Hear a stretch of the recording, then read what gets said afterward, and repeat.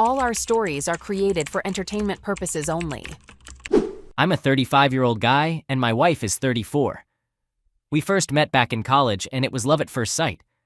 Funny enough, we didn't really cross paths until our senior year when we were in the same thesis group. Even though we came from different states, we both fell in love with the city our school was in and decided to stick around after graduation. We intentionally didn't move in together right away because we wanted to avoid putting too much pressure on our relationship. We continued dating as usual for about a year post-graduation, and then we decided it was time to live together. I never once doubted our relationship. I always knew she was the one for me, and I had plans to marry her. I popped the question when we were 25, and it took some of our friends from school by surprise. Some folks didn't think we'd go the distance, but they never really explained why. Maybe it was because we were complete opposites. I was the quiet, introverted type, while she was outgoing and had her moments of being quite loud. She had this magnetic personality that drew people in, and that was one of the things I loved most about her. Fast forward, and we spent 12 wonderful years together. We had 3 amazing kids, a lovely home, and we were even making retirement plans, thinking about moving to a small town in Vermont. Unfortunately, my wife chose to throw all of that away. She had a high-powered job as a marketing executive that involved a lot of travel, especially managing overseas clients. I always believed our marriage was rock solid, so I never worried when she went on business trips. I knew she enjoyed sightseeing and had friends in different countries, but I never suspected infidelity until I stumbled upon a pregnancy test in her bathroom while she was away. After our 3rd child, we decided we were done expanding our family. We explored our options and realized that the most cost-effective and least intrusive way to prevent further pregnancies was for me to get a vasectomy. So I went ahead with the procedure. Following that, my wife stopped taking birth control, and everything seemed to be going smoothly. However, my suspicions were aroused when I stumbled upon a pregnancy test in the trash while cleaning my bathroom. Looking back, my wife had been showing signs of morning sickness, but finding the test suggested that she could still potentially get pregnant, and I knew it wasn't by me. At the time I found the test, my wife was traveling abroad, and there was a significant time difference between us. She had told me she was going to bed when we last spoke around 4 p.m. my time. Out of curiosity, I checked her location using my iPhone and discovered that she wasn't at her hotel but at a restaurant in Stockholm. If she had wanted to go out to dinner with a friend, she could have simply told me, and I wouldn't have had an issue with it. Instead, she chose to lie about going to bed, which made me suspicious about her activities. Driven by these doubts, I entered her office and accessed her computer. Fortunately for me, she had written down her login credentials inside her notebook. I started searching through her emails, hoping to find any evidence of an affair, and my suspicions were confirmed. It appeared that she was having a romantic relationship with a client she had gone on a work trip to meet. The emails included pictures and updates about their lives, and the message chain stretched back 3 years, possibly even further. They shared details about their families and future plans. Some messages were friendly, while others were explicitly intimate. Upon further investigation, I learned who this man was. I already knew he was a client, but I had no idea that my wife had met him while studying abroad in college, and they had remained in contact ever since. She had known him even before she met me. It seemed like both of them continued with their regular lives, including their families and jobs. But whenever they had the chance, they would meet up for intimate encounters. I spent the entire night digging through the extensive history they shared, trying to piece together everything. It devastated me. I loved my wife more than anything in the world, and she had hidden such a significant secret from me throughout our entire relationship. I felt like I didn't even know the person I was married to, and I knew I couldn't stay with someone who could lie to me like that. So, the first thing in the morning, I contacted a divorce attorney and sent them all the documents I had collected, complete with screenshots from my wife's computer. In addition to all the shocking discoveries, I stumbled upon some intriguing business secrets involving my wife and her affair partner. I thought her boss should be aware of these details. It turned out that her overseas work trips were entirely unnecessary. She was creating fake expenses for these trips and charging them to the company. There were private conversations between her and the other men where they planned their rendezvous and came up with believable excuses for work. It added another layer to my wife's deceit. I didn't confront my wife when I found out everything. Instead, I decided to wait until she got home. However, when she texted me before her 13-hour flight back, I had a sudden idea to unveil everything to her while she was still unaware.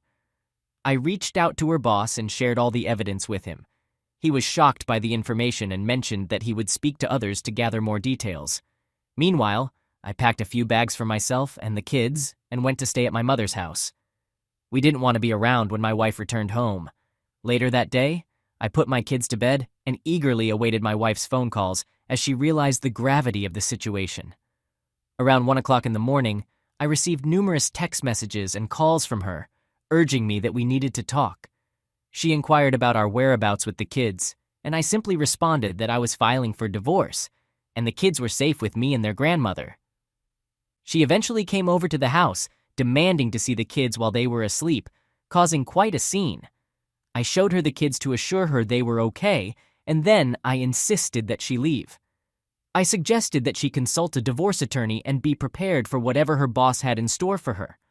She argued that I had no right to invade her personal space like I did, and she even threatened to sue me.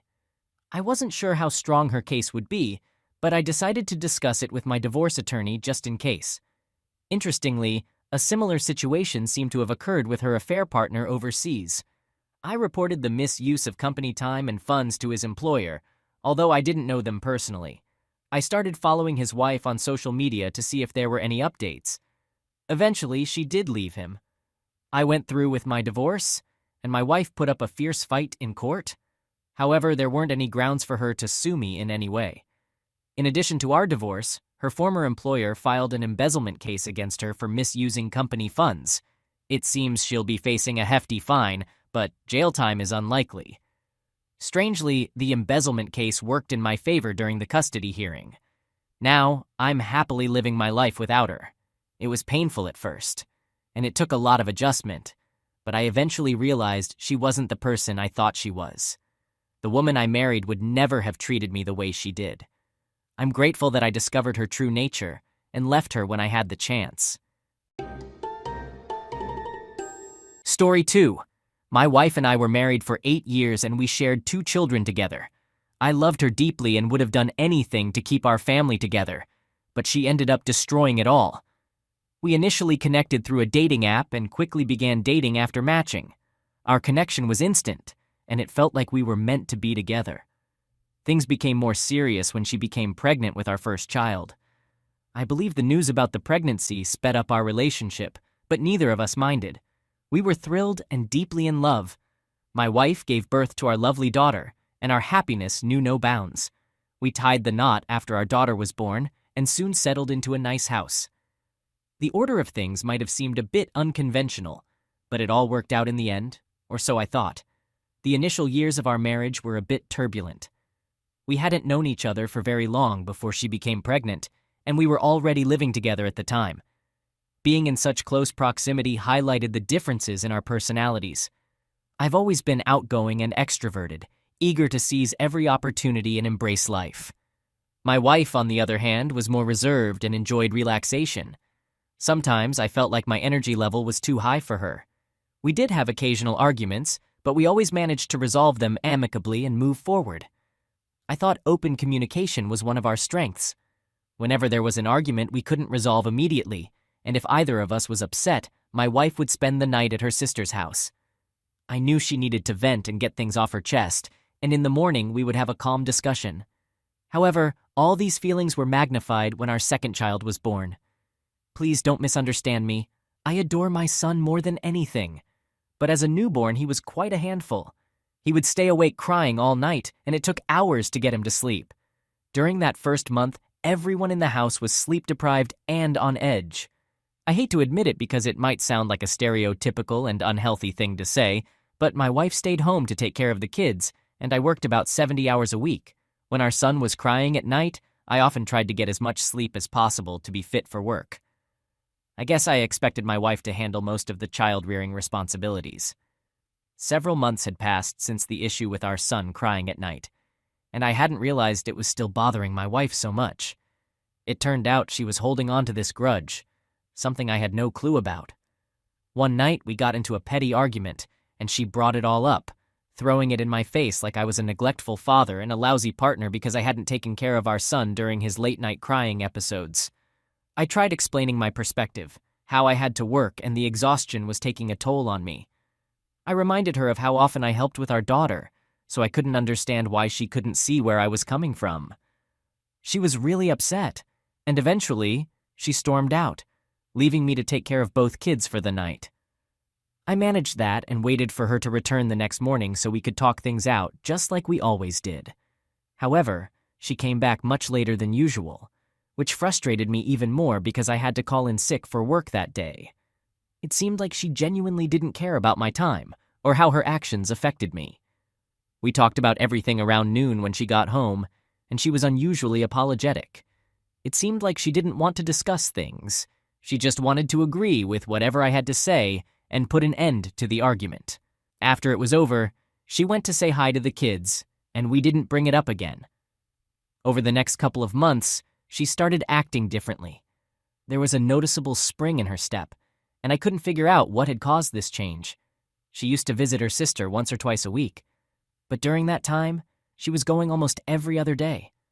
I didn't think much of it back then, but now I realize why she was going over there. Sometimes she took the kids, other times she asked me to watch them so she could go alone. I finally learned the truth when I saw her sneak out of bed one night to answer a phone call. She must have forgotten to put her phone on silent because the ringing woke me up. She answered the call before I could ask what was going on and whispered to the person on the other end to hold on before sneaking away from me. It struck me as odd right away. It was unusual for her to receive a call in the middle of the night, let alone answer it and sneak away. I stayed still, pretending not to notice, and waited for her to leave the room. After a minute, I cautiously left the room to investigate. I heard sounds coming from the laundry room, so I pressed my ear against the door to try and eavesdrop. I could hear someone on speakerphone instructing my wife to engage in explicit acts with herself, and it was clear that my wife was enjoying it. My wife had sneaked away to engage in phone intimacy with someone else. I listened for a few minutes while it continued. The person on the other end was speaking in hushed tones, indicating they were both up to no good. I thought about barging in and confronting them, but decided to take a different approach. So I returned to the bedroom and pretended to go to sleep. She didn't return for about half an hour. I stayed awake, waiting until her snores confirmed she was asleep. Then I quietly left the bed, taking her phone with me to the kitchen. I checked her recent call and recognized the name. It was her sister's boyfriend. Her sister, her closest friend, had been dating this guy for 5 years and was deeply in love with him. She saw him as the one, the man she wanted to marry and have a family with. Discovering that my wife was cheating on me was already painful, but the fact that it was with her sister's boyfriend made it so much worse. I was in disbelief.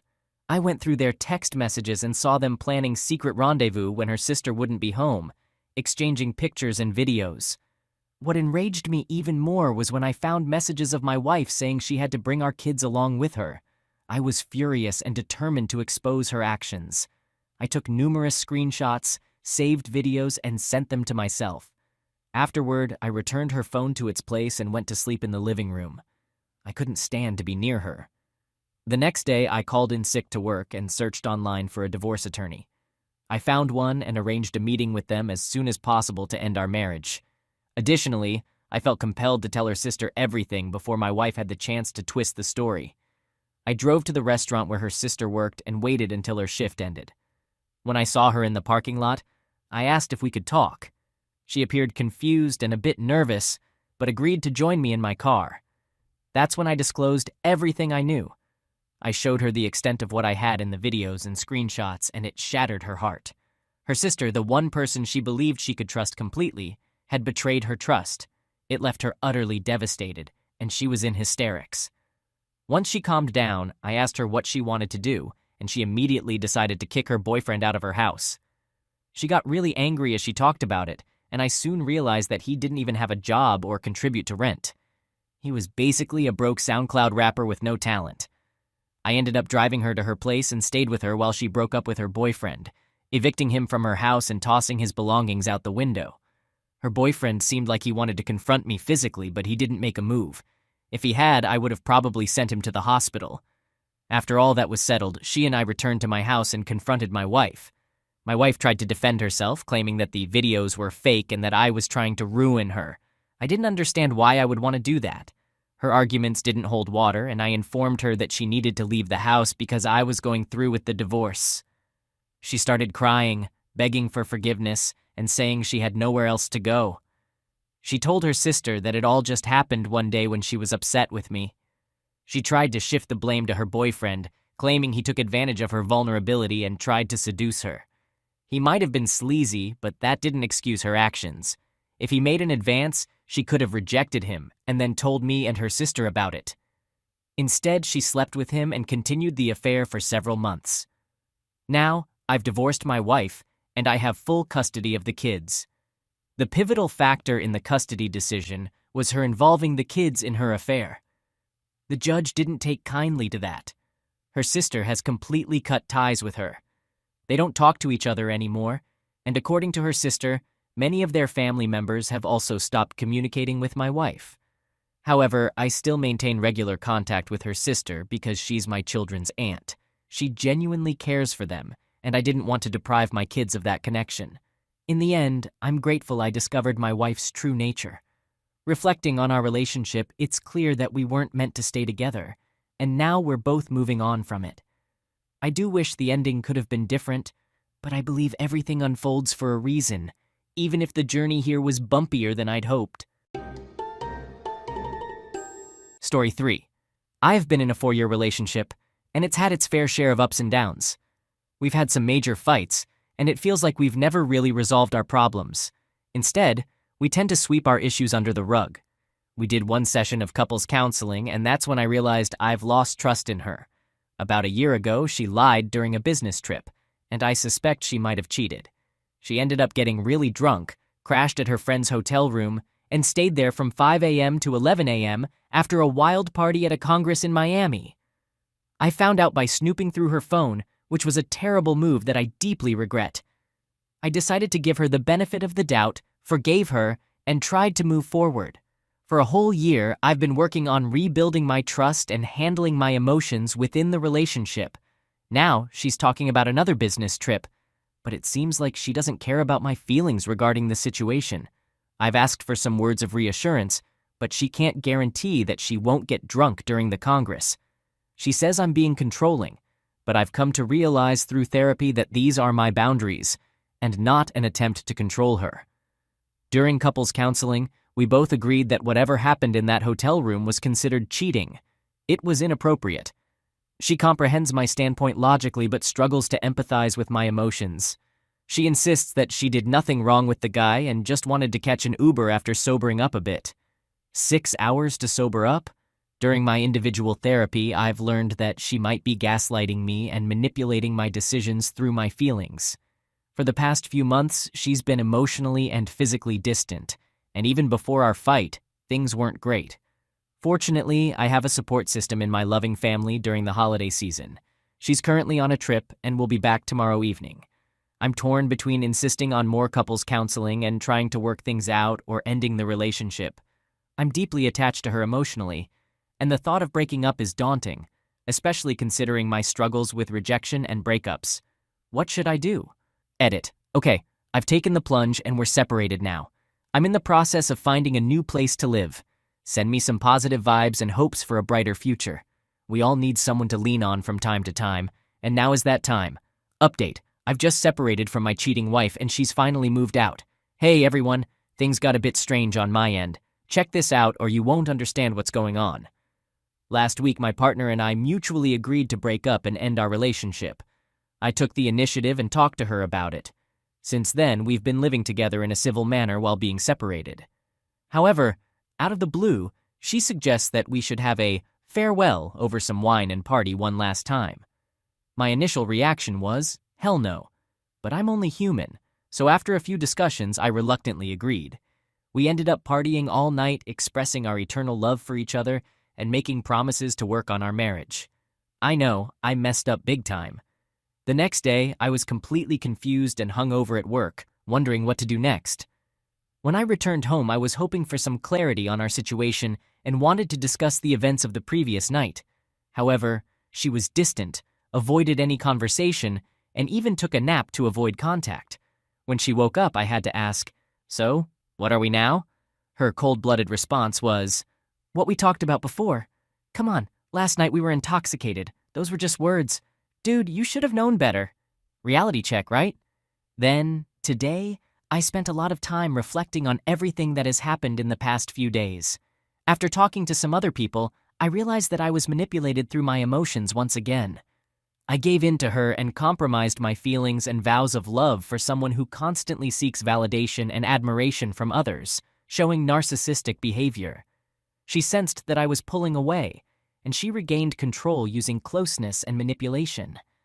I still have to live with this person until the end of the year, or more precisely until January 7th when we'll hand over the apartment. I decided it was time to take action. I didn't want this person in my life any longer. They had a way of getting into my head, and I needed to protect myself once and for all.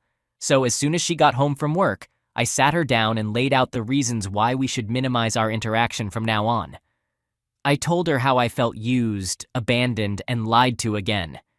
After that, I stood up and made it clear that I didn't believe her story. I even mentioned that I would share the information with her supposed affair partner's wife. She followed me and started making threats. She threatened to report me to the police, and she even threatened to tell everyone in our social circle that I was crazy. She also mentioned my bipolar condition and warned of dire consequences if I sent anything to her supposed affair partner's wife. In response, I calmly told her that I had my cell phone in my hand and had recorded all her threats. I showed her the evidence, and she froze. Without any further escalation, I sent the message to the guy's wife. The message contained only dates, times, and facts that could be confirmed through Google Maps, Uber, and messaging apps. I informed her of the facts I was aware of, such as them spending one night together on a business trip, but I made it clear that I had no proof they had closeness. At no point did the conversation turn into a shouting match, and there was no physical contact. So, I believe I'm safe from any retaliation from her. However, a bombshell dropped at the guy's house today. She finally left, and her brother came over to take her away. She's gone now, and I feel like I've broken free from her spell. Do you think I went too far? Just to be safe, I've also obtained a police report about her threats. Story 4. Let me break down the story for you. I had a 6-month relationship with a guy named John, who is now my ex-boyfriend. We initially knew each other because his mom was my manager at a care home, so we were friendly but not super close.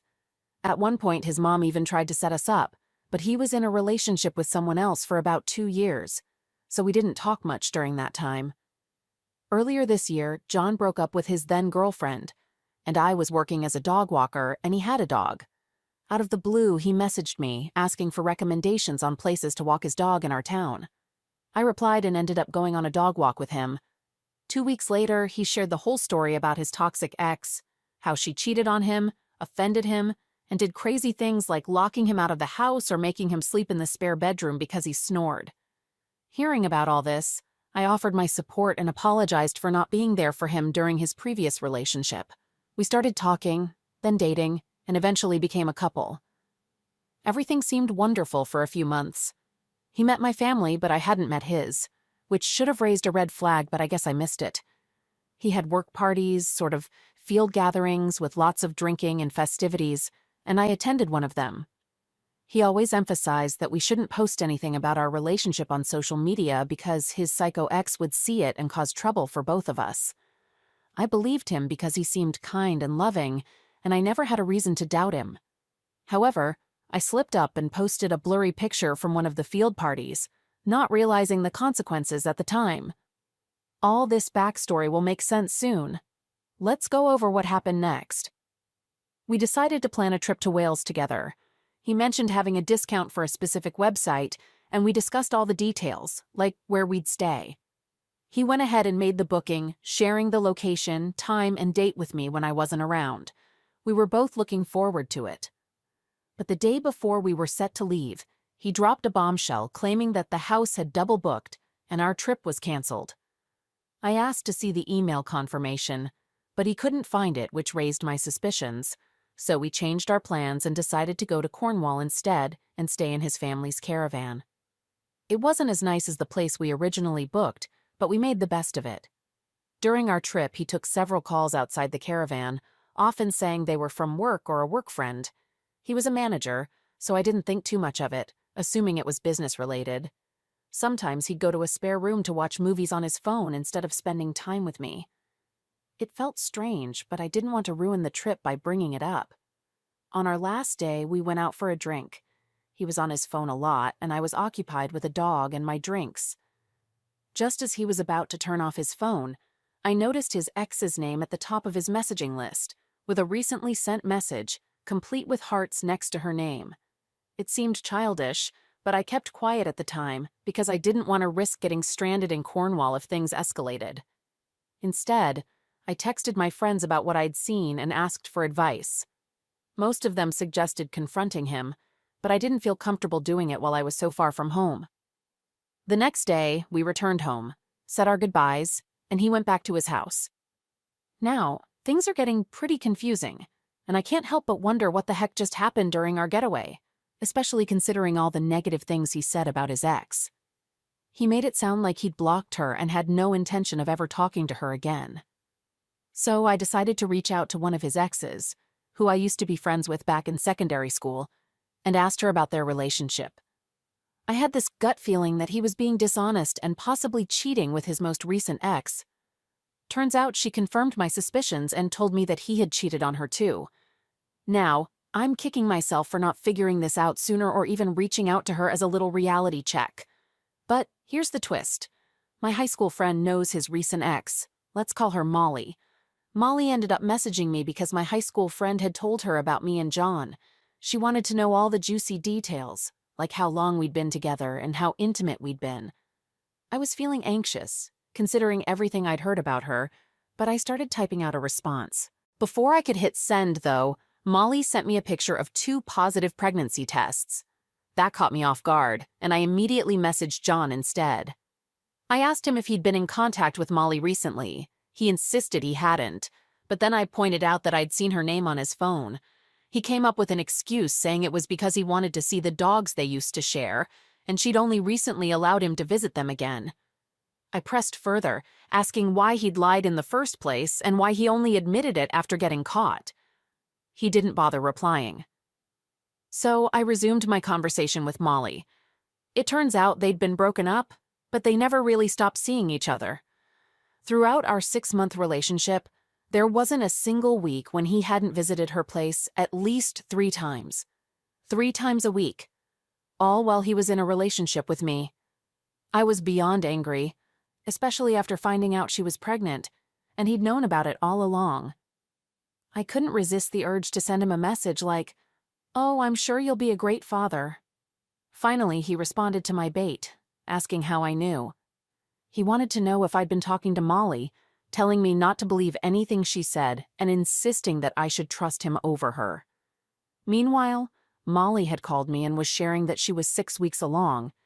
He'd been sleeping with her, staying at her place most nights, and even coming over during his work breaks if he was busy that night, all while he was supposedly busy with me. What a mess! Hey there, my friends. Guess what? He actually had the audacity to ask me to be his girlfriend. Can you believe it? It's like he's living in some alternate reality or something.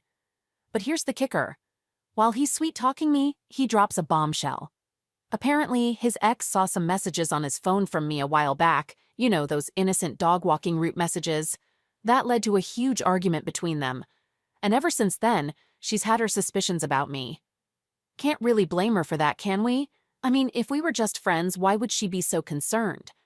She spills the beans on more juicy details. Apparently, he uninvited her from a work-related party that I attended, the one I mentioned earlier. When I mentioned that I was there too, she tells me she already knew because she saw a picture on Instagram. And yup, you guessed it. They had another argument about yours truly that night as well. Here's where it gets really nasty. I find out that he was constantly reassuring her by saying some pretty awful things about me. He'd tell her I was fat, unattractive, and downright ugly. All this while, he was cozying up to me. Can you believe the nerve of this guy? But wait, there's more. She drops a bombshell of her own. She messaged me weeks ago, asking about me and John. But I had deleted it because I thought it couldn't possibly be true, and I might have been making a mistake. Man, do I regret not keeping that message? And if that's not enough, she shows me video proof of him offending her. I'm talking about him hitting their dogs, throwing one of them across the room, and body slamming her to the floor. She had hidden cameras to capture it all as evidence if she ever needed it. But here's the real kicker. All those calls he made during our trip? They were to her. Turns out I never got to meet his family because he never even told them about us. Oh, and remember that trip to Wales he mentioned? Yeah, he never actually booked it. The Cornwall holiday was meant for him and Molly. Unbelievable, right? So get this. When he bailed on the holiday with her, he spun this tale about taking his cousin because she was going through a rough patch. Lies upon lies, right? I decided to drop John a few final messages to let him know that she spilled the beans on everything. And I mean everything. He goes silent for a while, then comes back with a message so ridiculously long that I couldn't even be bothered to read it. I simply bid him farewell and wished him a nice life. Haven't exchanged a word with him since, and neither has she. Oh, by the way, she had to move to a new place because he started stalking her. Yep, he sent her letters, practically begging for forgiveness and apologizing like there was no tomorrow. Turns out I was just a side piece to a guy who had a pregnant girlfriend that he was still sleeping with and seeing every single day. Talk about a major revelation, right? Oh, I almost forgot to mention he pulled a stunt when we were on our way to Cornwall. He claimed he was stuck in traffic and trying to fix his car's oil issue for our trip.